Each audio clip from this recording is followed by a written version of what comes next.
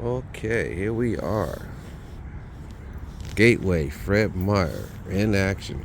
The close down. Economy shutting stores down. Layoffs. Nobody's here to be able to work. All employees are not able to sustain a good work behavior. That's a contributing factor for closing this large food distributor. And what else do you think is a major factor? Where are people going to go now? Anybody working anymore?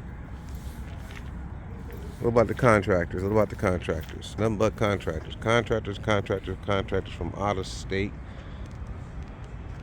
Nobody big now. Nobody bad now. Yep.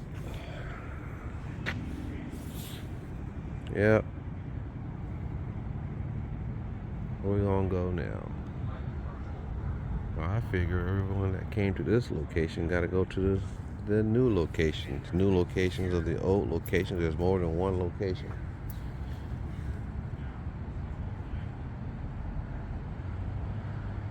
But wow. Gateway. Wow.